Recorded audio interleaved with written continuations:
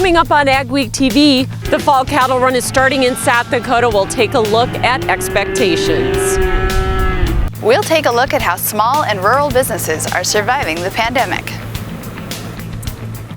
I'll visit with a unique district ticket, 3 farmers running for the North Dakota legislature. And the row crop and sunflower harvest is running at record pace.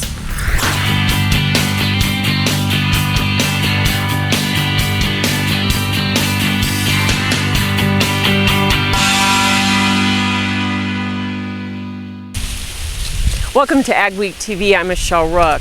South Dakota has long been known for its high-quality genetics and its feeder cattle, and that's on display here for the next several weeks as the fall run starts. Hundreds of thousands of cattle will be sold across the heart of cattle country through the end of the year. I hit the road to see how the cattle condition and market compare to a year ago. The fall cattle run is like Christmas in South Dakota, and that's evident at Faith Livestock. With the weigh-up cows, the calves, the bred stock, in this area we'll see here October through December we'll see around 80,000 head move through this barn. He says the genetics are second to none, which translates into performance. We got guys that AI'd for years. You see these guys at bull sales, they're paying top dollar for these bulls. The genetics are all there, and that's I think why we see such a good market and see such a big range of buyers. Last year, cattle producers like Mike Maher held back some calves waiting for higher prices, but this year the market is different. It's probably a little better than it was a year ago, but it's no runaway yet or nothing. Pasture and hay conditions were also improved this season. I think their cattle are going to weigh a little better than they did a year ago, yeah. Which is a help on if they're a little heavier, so they'll dollar out a little more. Personal livestock owner Cody Vollmer says the yearlings also gained well this summer. And yearling prices are also stronger than 2019. We got about a $40 spread on these 9-weight steers compared to what a fat steer's worth, so we got to be pretty happy about what we're getting out of these feeder cattle. Which economically trickles down to small towns like Presho and Faith. Minnesota's harvest pace is one for the record books. Soybean harvest was nearly complete as of October 11th at 87%, well ahead of the 49% 5-year average. Corn harvest in the state was estimated at 34% complete, which compares to 15% normally. In fact, some growers are wrapping up harvest at about the same time they started last year. Rick Beltz, an agronomist in southeast Minnesota, says farmers planted early and had a favorable growing season, and this may be the fastest harvest he's seen in his 20 years in the business. The weather stays good, harvest will be wrapped up pretty quick this year, so it's been well deserved. The last 2 falls have been pretty tough. Beltz says he's seeing some of the highest soybean yields ever in his area, from 60 to 65 bushels, and corn yields are exceptional at 220 to 240 bushels per acre. Sunflower harvest is also moving quickly and is between 2 and 4 weeks ahead of average around the region.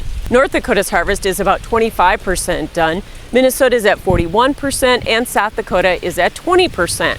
Yields are also good, with the national estimate 170 pounds per acre higher than 2019.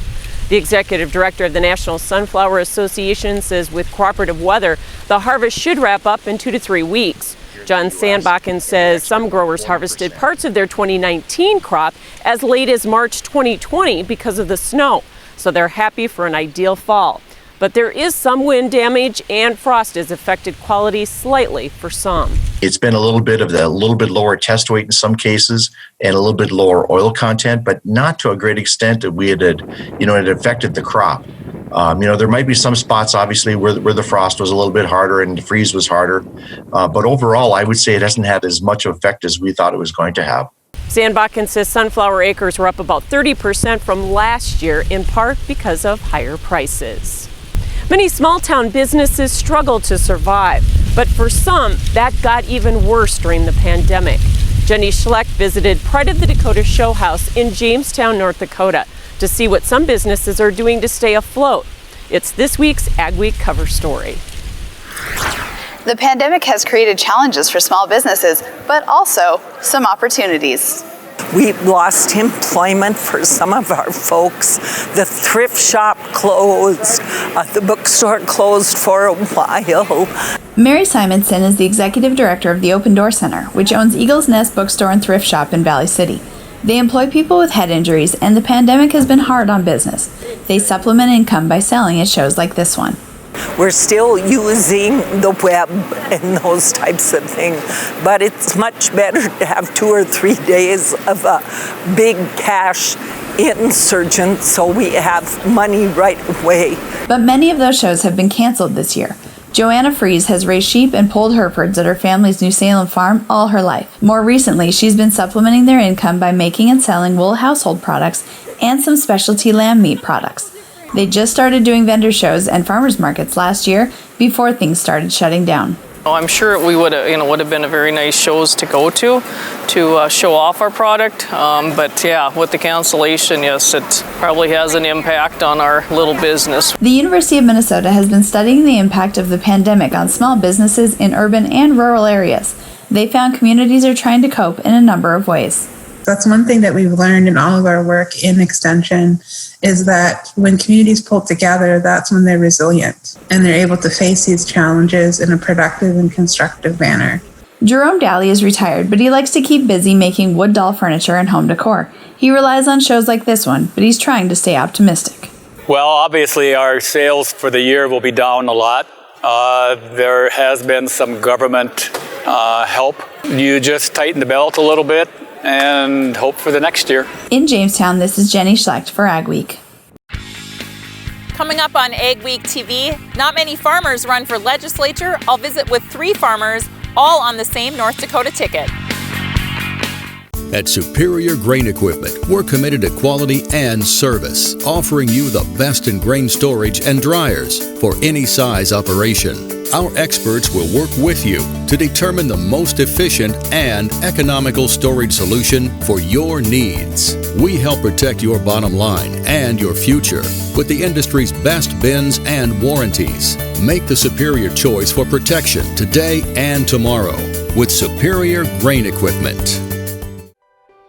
North Star Ag has a new location and a great lineup of equipment to help you work smarter this harvest season. Make the most of your time in the field this fall with the help of a Thunder Creek service trailer. We also carry innovative J&M grain carts as well as H&S beet carts to get your crop out of the field efficiently. North Star Ag is a Meridian Hopper bin dealer too. Visit our website, give us a call, or check out the new location at the Tower City exit right off I-94. Advanced Grain Handling is your regional dealer for grain handler dryers, bins, and accessories. With Grain Handler's continuous mixed flow drying systems, you're capable of high levels of grain dryer efficiency on all types of grain, including seed grain. Advanced Grain Handling also carries West Steel's quality stainless steel products for on-farm and commercial grain storage solutions. Advanced Grain Handling has licensed and trained service techs and a licensed electrical shop. Get a hold of Chad Kylo to find the perfect solution for your farm. This is Dennis Belisky reminding you we do auctions and we do them well. You've built your operation with hard work, and when it's time to sell, all or part, you deserve the best. Details from repairs and preparation to promotion and settlements are not routine. Chances are you'll only do this once, so we'll tailor an auction just for you and get it done right. On-site at your farm or added to one of our highly successful Alaris Center auctions, we have the skill, reputation, and integrity to meet your needs with best-in-class commitment and quality service. Find us at resourceauction.com or call 701-757-4015. For Agweek, this is Mikkel Pates at Watertown, South Dakota. We'll look at the positive impacts that dairy can have on the community. A Minnesota couple has put a grain bin to a new use. Spoiler alert, it's not grain. This elaborate system of tubing with the downhill slope is how Maplewood State Park gathers sap to make syrup. Thanks for joining us for this week's edition of Agweek TV. Remember, for all your ag news, go to agweek.com or follow us on Facebook and Twitter as well. Welcome back. We're in the heart of the political season, and it's interesting to note that in this most recent legislative session in North Dakota, only 5 of the 47 state senators were active farmers, with a similar percentage in the House. Agweek publisher Katie Pinky recently sat down with 3 farmers running on the same ticket in the same district to get their thoughts on mixing agriculture and politics. I'm here in Hillsboro, North Dakota with 3 legislative candidates who are all farmers. We have Jared Hagert, Mike Beltz, and Randy Lem, and we're here at the Lem Farm. Oftentimes, farmers are extra busy as business owners and farming land, caring for animals. There's very few of us that are out here And it's important that we're at the table when decisions are being made about our livelihood. Agriculture is one of the biggest industries in this state, and I just feel that having active farmers is an important piece of the whole puzzle. Jared, share a little bit about, you served on the United Soybean Board for many years. You ended as chair. How did serving on a national ag board prepare you? The United Soybean Board consisted of, at the time I served, 69 members. And we were budgeting about $100 million annually in our program budget. So it really helped me understand the value of different perspectives. Mike, you've also served on agriculture boards, both in the dry bean and soybean industries. Being involved in that process, I got up close and personal with the legislators, the committees, testified. I was actually a lobbyist for a short time on the Ag Coalition's behalf. So in those ways, it did help connect me to the legislative process. Randy, how has being a farmer and a rancher prepared you to be a legislator? I feel like I've got some common sense. I know every day we're dealing with problems, we're having to solve these problems. The farming side of it, the only thing that's constant is something's going to change. There's going to be something that comes up, and you've got to be able to react and adapt to that. Different than other states, North Dakota meets on the biennium and are all citizen legislators. How important for you, each of you, is to continue to farm and ranch while serving your district? The two go hand in hand. You want to stay connected to your base and to who you are and what you've grown up with and what you're accustomed to. At the same time, it keeps you connected to your constituents so you can represent them better. All right, thanks so much for joining us today. It's been fun to have a conversation out here at the Lem Farm, and we wish you all the best in the election season. Thank you. You can watch Katie's full interview at Agweek.com. In honor of Agweek's 35th anniversary, we've been running a series of features on leaders who are poised to be a big part of the next 35 years of agriculture in the region. Harrison Weber is one of those people. He grew up on a North Dakota farm, got a business degree, and then went to law school. But he quickly decided he didn't want to practice law and looked for a way to put his degree to work in agriculture. Weber worked for the North Dakota legislature, then for soybean groups in Minnesota and North Dakota. Now he's the executive director of the Red River Valley Sugar Beet Growers Association. He says although it's been a couple of challenging years for sugar beet growers and ag in general, he's optimistic about the next 35 years. I think we have a great opportunity to continue to advance in technologies, continue to improve our production practices, and I guess I'm excited for our guys in the future. Weber says sugar beets are a big part of his family's farm, so he hopes to continue to be the voice for the growers in the Red River Valley. Still ahead on AgweekTV, we'll have an update on the cattle price fixing investigation. And later, a South Dakota student is a finalist for one of the FFA's highest honors. How much does your crop residue cost you? Over time, residue accumulates in your fields, building excess carbon levels and tying up your plant-available nitrogen. Residue also traps P, K, and micros and can take years to naturally become available to your crops. This is because soil lacks the diverse microbial life needed to break it all down. With Decomp, you can naturally restore life to your soils and allow the release of valuable crop fertility. Learn more at heftyseed.com/naturals. Growing up as a kid, Gateway was always the grain bin building and the grain handling people that were out in our area. One of the reasons we chose to go with Gateway was they're the leader in the industry and they are the #1 Brock dealer in the United States. We've really liked the Brock design and some of the designs that Gateway has come up with throughout the years. My best advice would be to just put your trust in them and let them come up with the design that's going to fit your needs.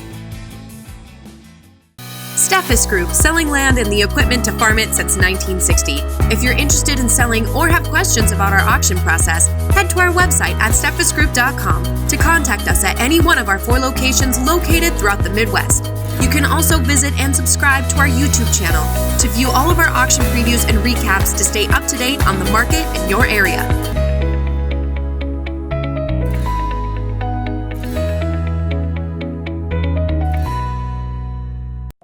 You've worked your entire life for this.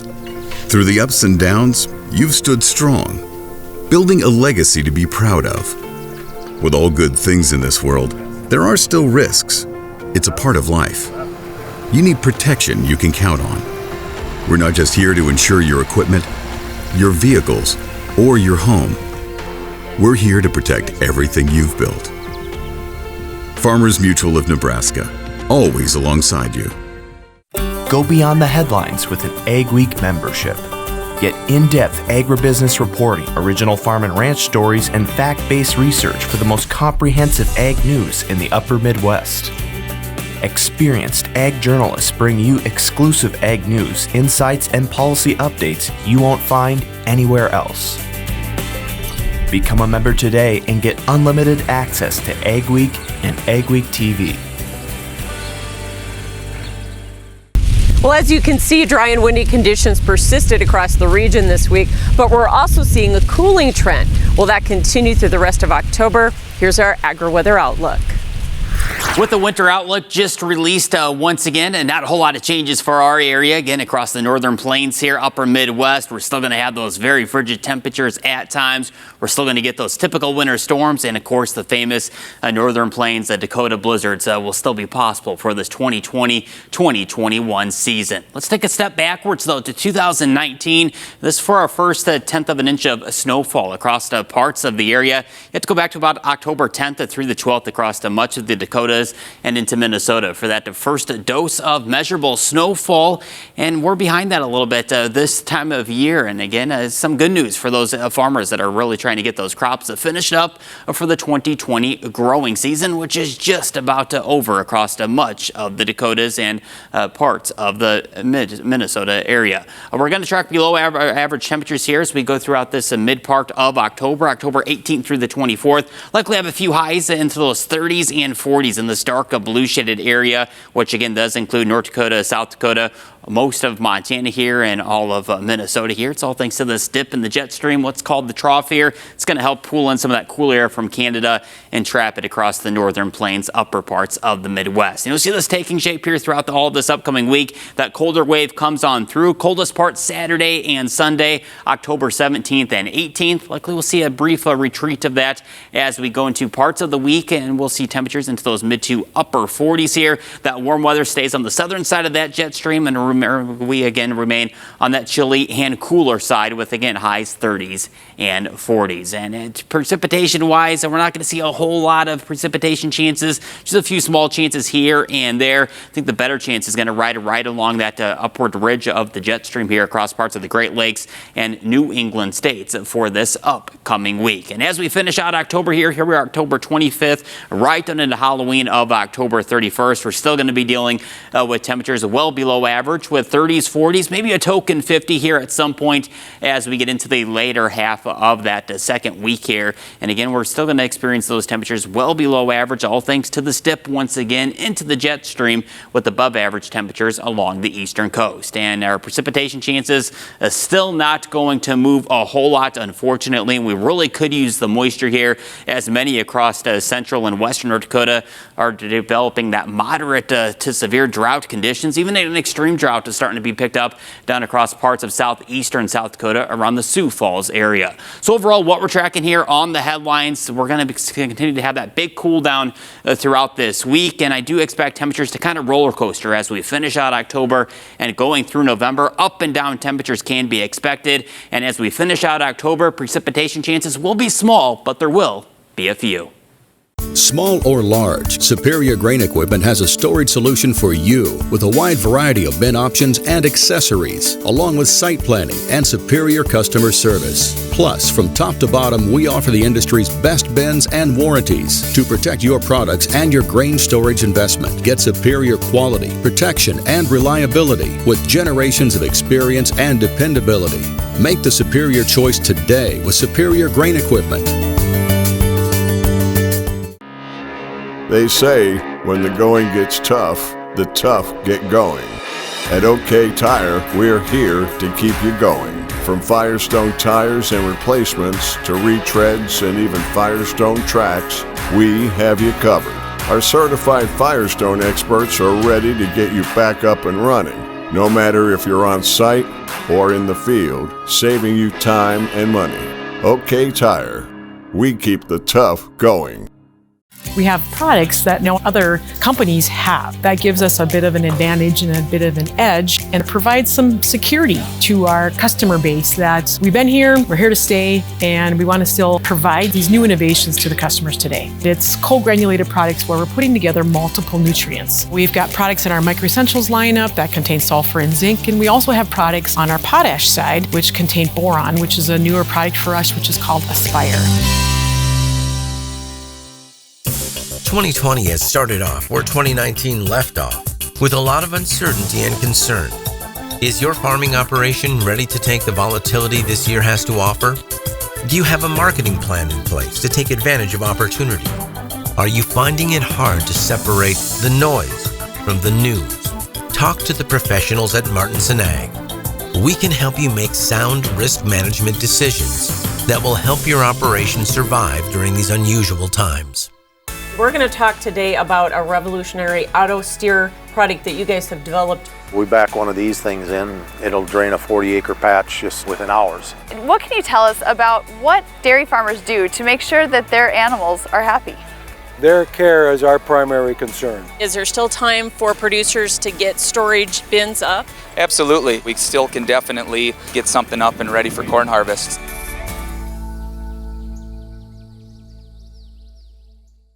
The cattle market meltdown after the Tyson plant fire in Holcomb and COVID-19 triggered a federal investigation into price fixing.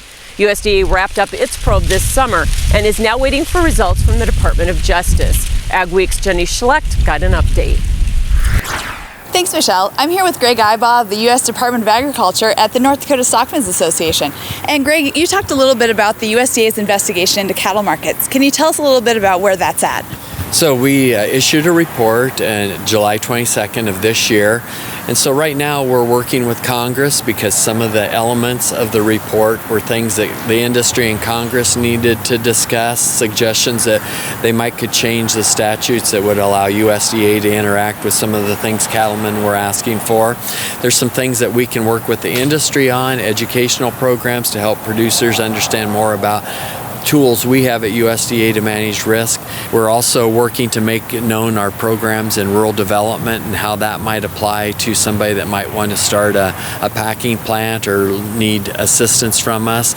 And we're looking at how FSIS, the Food Safety Inspection Service, interacts with those small and very small packers, which means anybody with less than 500 employees. Now, you mentioned also that there are other investigations going on within the federal government from DOJ and the Department of Commerce. Can you comment at all about where those are at or how you guys have been involved in that? We do have information that we compile through market news and other sources that we share with those agencies as they do their oversight responsibilities. So we're cooperating and we're looking forward to knowing what their findings are and seeing if they're similar to some of our findings. Anything else that you think people might be interested to know about what USDA is doing to help alleviate some of the issues that have come up in the cattle markets? As employees at our packing plants became ill or concerned about their health, we worked with the packing industry to be able to come up with safety guidelines that made them comfortable to come to work because we wanted to boost the capacity and the ability to be able to keep pigs and cattle moving through our slaughter facilities. Thank you, Greg. In Bismarck, North Dakota, this is Jenny Schlecht for Agweek. Still ahead on AgweekTV, we'll meet an area student up for a top national honor in FFA. If you have a basement waterproofing or structural emergency, Safe Basements North is here to help. Our team of basement repair professionals will find the cause of the problem and work with you to develop a permanent solution. Safe Basements North is following CDC recommendations and is here to help keep your home and family safe. For a free consultation, go to safebasementsnorth.com and take advantage of our 12-month, no interest, no payments offer. I'm Jesse Treble, and peace of mind is a safe basement. With the success of the Case IH Steiger Quad Track and Magnum Road Track tractors, it's no secret why Case IH is the leader of the track. So it wasn't surprising when the competition started imitating us. But only Case IH offers a 5-axle design to give you a smoother ride, more power to the ground, with less berming and compaction. Still, we're flattered. In fact, if we weren't already red, we'd be blushing. Keep your equipment in the field when you need it most with parts from Titan Machinery. We carry a full line of high-quality Case IH parts designed for optimal performance and durability. We also carry alternative parts options at lower price points with rugged designs for a great mix of affordability and performance to fit a wide variety of makes and models. Contact your local Titan Machinery location today or shop online at www.titanmachinery.com. Titan Machinery, your local Case IH parts leader. I'm Jenny Garth, and as a mother of 3, I know kids worry about a lot of things. Getting enough food to eat shouldn't be one of them. But here in America, that is a real worry for 1 in 5 children. Even though we are one of the most food-rich countries in the world, 15 million children don't know where their next meal is coming from. This is unacceptable, and something the Feeding America nationwide network of food banks is working to solve. Instead of accepting that our country lets billions of pounds of surplus food go to waste every year, Feeding America has made it their mission to help families in need by rescuing this food. Through food pantries and meal programs, the nationwide network of food banks provides more than 3 billion meals, serving virtually every community in the United States, including yours. Join me in supporting Feeding America and your local food bank by visiting feedingamerica.org. Together we can solve hunger. Together, we're Feeding America. A South Dakota FFA member is up for a top honor at the 93rd Annual National FFA Convention this month. Cole Schock of the McCook Central FFA chapter is one of the 4 finalists nationwide vying for American Star in Agricultural Placement. He's being recognized for his job experience in the dairy industry, which presently includes serving as an artificial insemination technician for Select Sires, servicing herds in east central South Dakota. Schock says his passion for the industry started with him working on his grandpa's farm, and while he wanted to own his own operation, the capital required to get into the industry was a challenge. Well, I kind of always said that I always wanted to be a dairy farmer since as long as I could known. And I was like, well, the way things are turning and the way things are ending up, I was like, well, if I can't milk them, might as well make more of them. And with reproduction, you're making a lot of calves, so. Schock says being a star still hasn't sunk in yet, but it's quite an honor to be considered for this top FFA award. I can't believe it, honestly. I mean, out of 700,000 kids in the United States applied for this award, and only top 4 get to go interviews. Schock will find out the results October 28th as part of the National FFA Convention, which is being held virtually this year due to the pandemic. Thanks for watching this week's edition of AgweekTV. Remember, for all your ag news, go to agweek.com, and you can follow us on Facebook and Twitter. Have yourself a great and safe week.